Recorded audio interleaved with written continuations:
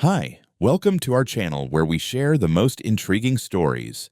What would you do if strangers barged into your peaceful sanctuary, claiming it was theirs? In this gripping tale, our family's tranquil retreat becomes the stage for an intense battle over truth, resilience, and justice. A fight for what's right leads to unexpected lessons and lasting bonds.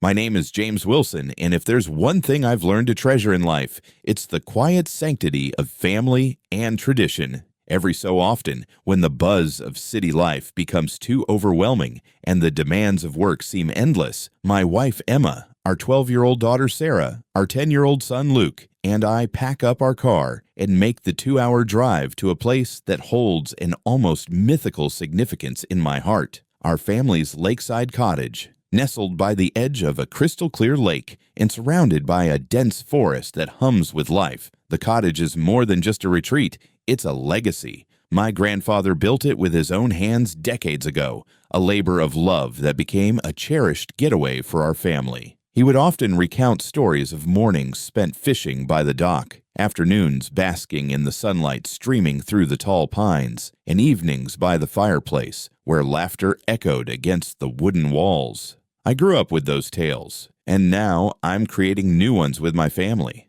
The cottage is modest but full of character. It has a weathered charm, from the creaky front porch that seems to groan its welcome every time we step onto it, to the vintage clock in the living room that hasn't worked in years but somehow still completes the space. Among its treasures is my grandfather's wedding vase, a beautifully intricate piece that has stood sentinel on the mantelpiece since before I can remember. It's a reminder of the love and hard work that built this home, a fragile yet enduring symbol of our roots. The lake itself is a gem, its surface glimmering like liquid silver under the sun and turning into a mirror of stars at night. There are 4 other cottages scattered along its shore, though their owners rarely visit. Most of the time, it feels like the lake belongs solely to us, a private haven where the only sounds are the rustling of leaves, the calls of distant loons, and the occasional splash when Luke dares Sarah to race him into the water. By the 3rd day of our visit, we had settled into our usual rhythm. Mornings started with coffee on the terrace, the scent of freshly brewed beans mingling with the crisp lake air. Sarah would sketch the view, while Luke and I tried to outdo each other at skipping stones.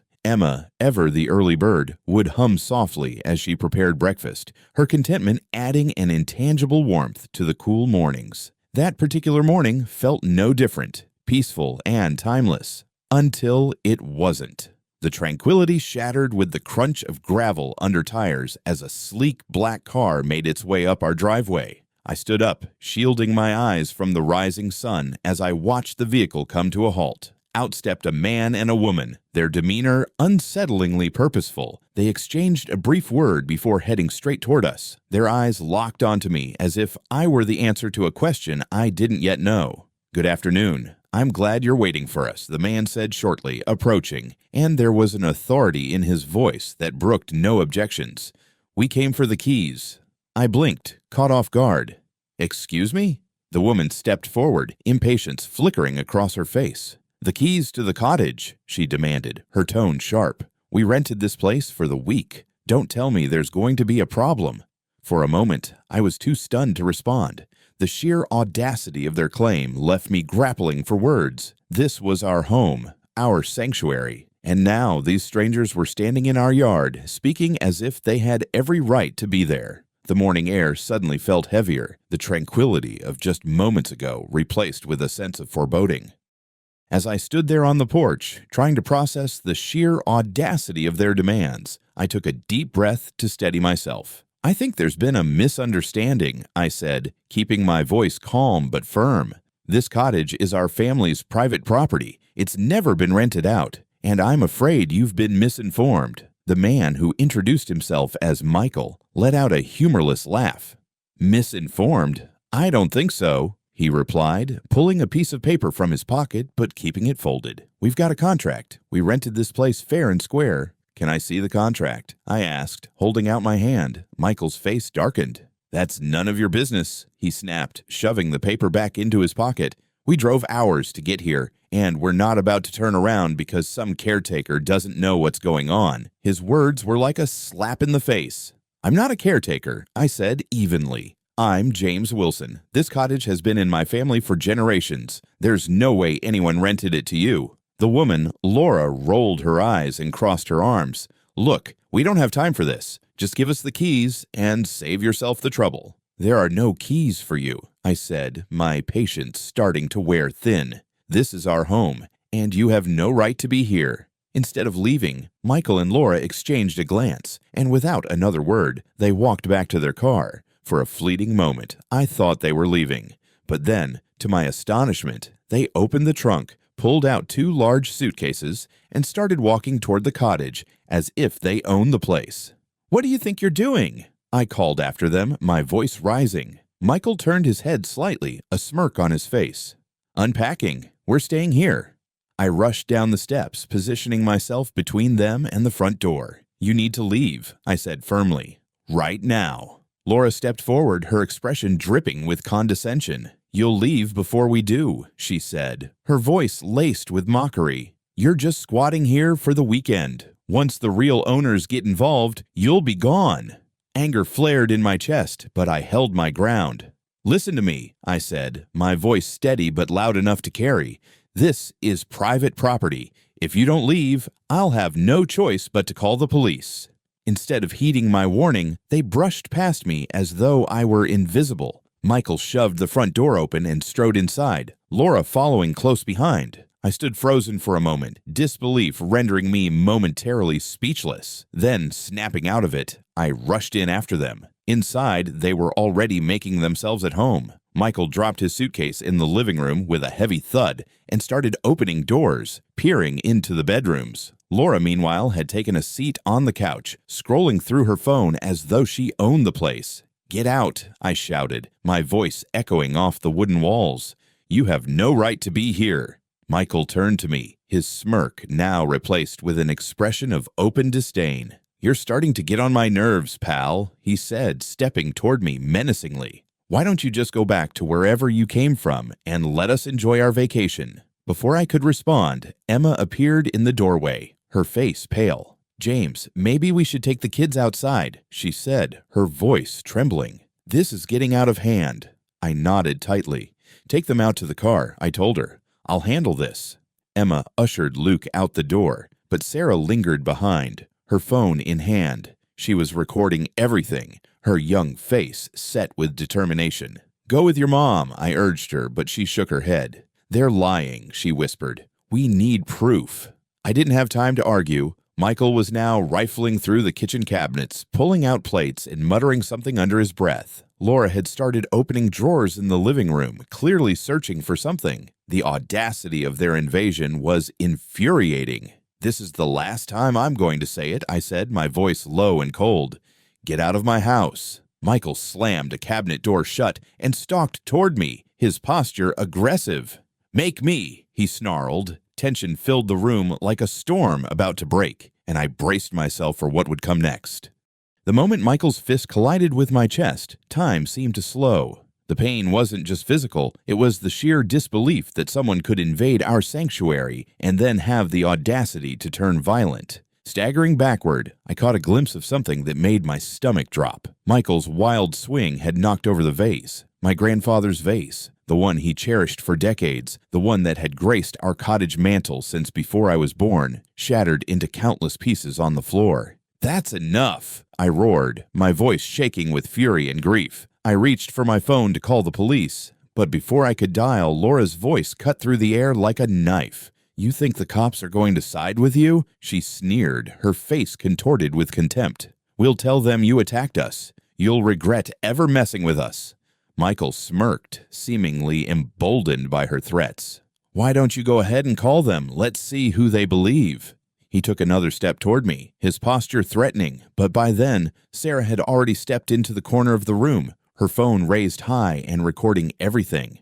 Stop it! Emma cried from the doorway, her voice desperate as she tried to keep Luke from coming inside. This is madness. Ignoring her, Michael leaned down, pointing a finger in my face. You're gonna stop this now, or I swear.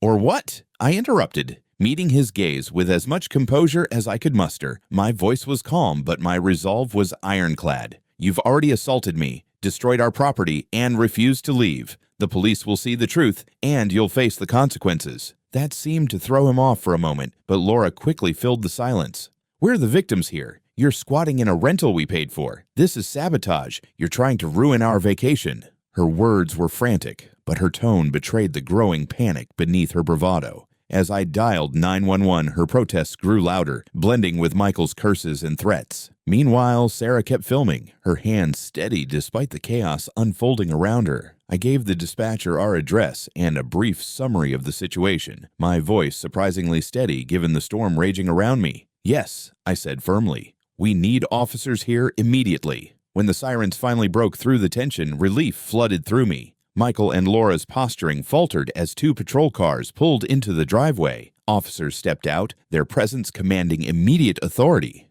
"What's going on here?" one of them asked, his gaze shifting between the agitated couple and me, standing amidst the broken remains of the vase. "This is my home," I said, stepping forward. "These people forced their way in, refused to leave, assaulted me, and destroyed family property. My daughter recorded everything." Michael instantly launched into his defense. "That's a lie. This is our rental. He's the one who attacked me." He gestured wildly toward me, but his words rang hollow compared to the evidence Sarah held in her hands. "We have video proof," I said, motioning for Sarah to step forward. She handed her phone to one of the officers, who began reviewing the footage. The room fell silent except for the occasional shuffle as the officers conferred. Laura's confidence cracked as the officer turned to her. "Ma'am, this video clearly shows you and your partner forcing entry, making threats, and escalating to physical violence. You're under arrest for trespassing, assault, and property damage."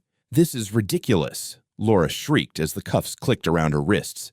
"You can't do this. We have rights." Michael tried to resist as they cuffed him, his bravado giving way to desperation. "You don't know who you're dealing with. We'll sue you all for this." I stood there, silent but resolute, watching as they were led out to the patrol cars. The officers assured me they would process the charges and take detailed statements from everyone, including Sarah. Her recording, they said, would be invaluable in court. As the chaos finally subsided, I surveyed the damage. The vase was beyond repair, its fragments a poignant reminder of the day's events. Emma placed a comforting hand on my arm, and Sarah came over, her phone still in hand. "Dad," she said softly. I got it all. Her words were a small solace amidst the turmoil. The fight wasn't over. There would be court dates, testimonies, and legal proceedings. But for the first time since that car had pulled into our driveway, I felt a glimmer of hope. The truth was on our side, and with it, justice would follow.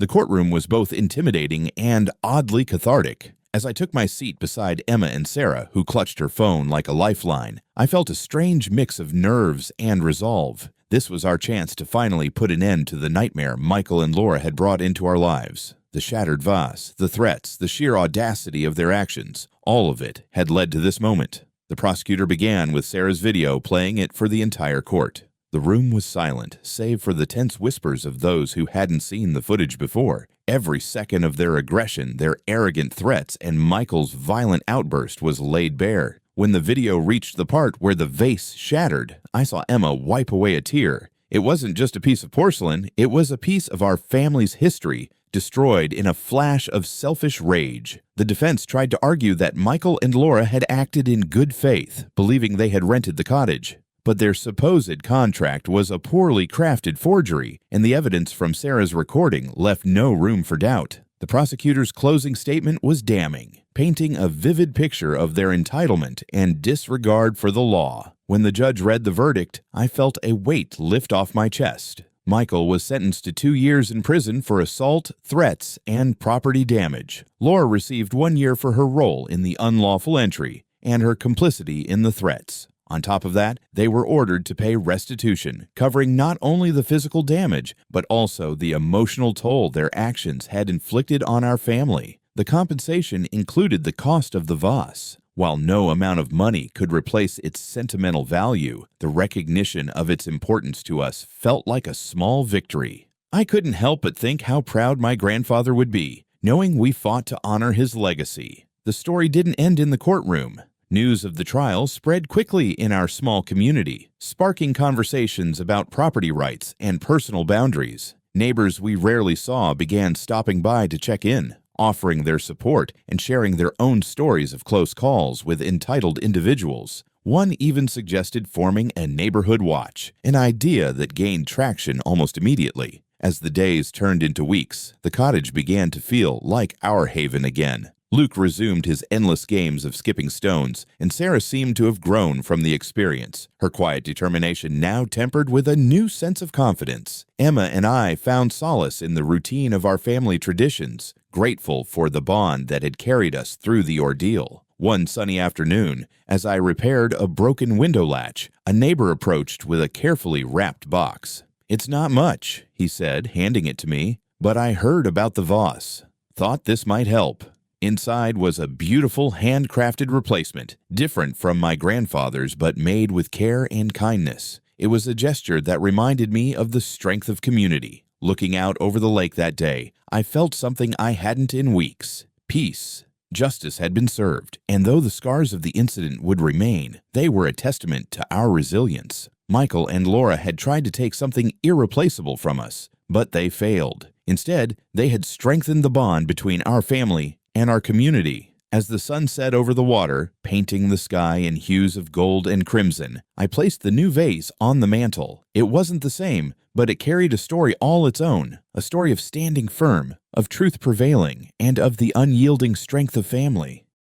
In the weeks following the trial, our family began to find a new sense of normalcy. The first step was ensuring the security of our beloved cottage. We installed a comprehensive surveillance system, discrete cameras placed around the property, their lenses capturing every angle of our retreat. The locks were replaced with state-of-the-art models, and I even added motion-activated lights along the driveway. These changes gave us peace of mind, a sense of control over the space we cherished so deeply. For Sarah and Luke, the experience became an unexpected lesson in the importance of standing up for what's right. One evening, as we sat around the fire pit roasting marshmallows, Sarah held up her phone. "I didn't think recording them would matter so much," she said, her voice thoughtful. "But it changed everything." I nodded, the flames casting flickering shadows across our faces.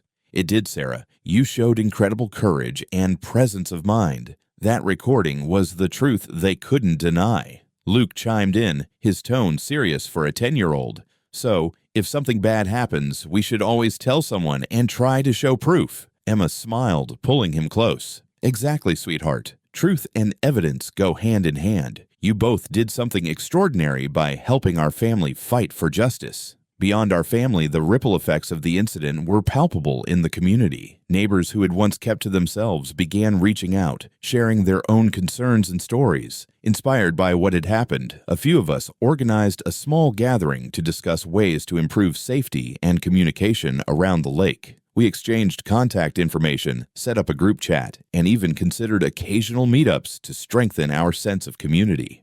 One of the most unexpected outcomes was the bond it created among us as neighbors. People who had previously been little more than passing figures on the shoreline now felt like allies. It was heartening to know that the trials we endured had sparked something good, something lasting. As for our family, the experience left us stronger and more united. The cottage, once again, became our sanctuary, but now it carried an added layer of meaning. It wasn't just a place to escape to, it was a reminder of resilience, of standing firm against adversity, and of the power of truth. On one particularly serene evening, as the lake mirrored the setting sun in hues of orange and purple, I stood on the porch with Emma.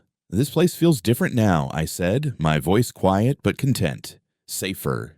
She nodded, her hand resting lightly on mine. "Because it is, and because we know we can protect it, and each other." In that moment, I realized that while the incident had left its mark, it also gave us something invaluable: the knowledge that no matter what came our way, we had the strength and the unity to face it together. As I sit on the porch of our cottage, watching the lake ripple gently under the fading sunlight, I can't help but reflect on everything we've been through. This place, which once symbolized nothing but peace and retreat, now carries an added layer of resilience. The ordeal reminded me that even in the quietest corners of the world, unexpected challenges can arise. It taught me the importance of staying prepared, standing firm, and relying on the unwavering support of family. Through it all, the strength of our bond carried us. Emma's calm resolve, Sarah's quick thinking, And even Luke's earnest questions about right and wrong showed me just how united we are as a family. Together, we prove that truth and justice can prevail, even in the face of brazen entitlement and aggression. This experience was also a powerful reminder of the importance of protecting what matters most.